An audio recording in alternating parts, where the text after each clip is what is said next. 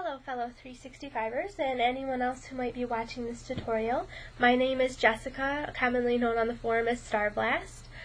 Michael asked me to create a video tutorial for you all on how I'm making my cartoon images, so you can give it a try if you want. It is a lot of fun, however I will warn you it is somewhat time consuming. Today I'm going to be working on an image I captured of my brother, and I'm going to be turning him into a cartoon. The first thing that you want to do after determining what image you're going to want to work with is import that image into Photoshop. And then the next thing, once you get your image into Photoshop, if you go over to the painting tab, it's up on the top right corner. You're going to see Essentials, Design, Painting, and there's a whole list of tabs you can go to. But the Painting tab is going to give you easy access to all the tools that I've been using. The next thing you're going to want to do is create a couple more layers of this background image. They'll come in handy. I'll show you how I use those. But I create two more layers, so you just drag this image down to the layer button. It's the little page with the folded corner. That's going to give you another copy of that layer, and then do it one more time. Now I have 3 copies of my image. The middle copy I'm going to turn to 25% opacity, and that's the copy I'm going to be using as a guide as I do the work on the image, just to know where his eyes and nose and mouth go, or get a general idea. All of my layers are going to be in between the bottom background layer and that layer that we just turned somewhat opaque.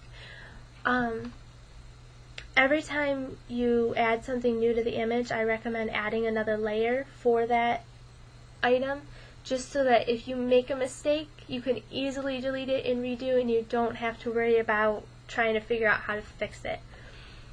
So once you have your background layer and 2 other copies of your image and then 1 layer to work on, that layer 1 you're going to be putting your skin on. How I've been getting my skin is I'm coming over to the eyedropper. It is on the left hand side in your tools column, and selecting a color that's somewhat neutral, one of the lighter tones, but a tone that's pretty much throughout the whole image for his skin color. So something like that would be good. Then you go and get the paintbrush, which is on mine, it's 2 buttons down from the eyedropper. And for the skin you're going to be using the paintbrush it's a straight or circle, but it's the feathered circle. If you're looking at the number of the paintbrush, it's number 30.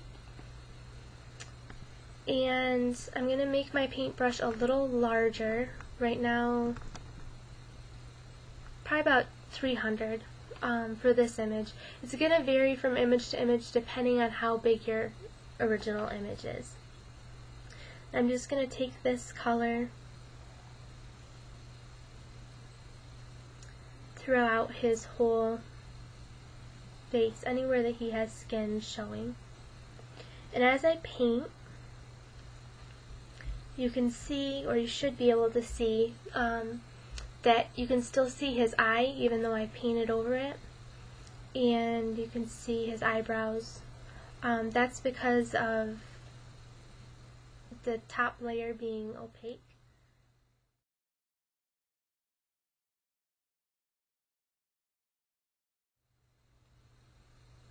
Now, because you're cartoonifying the image, typically cartoons are a little unproportional, so I tend to make the cheeks a little bigger than what they normally are, and same with the ears.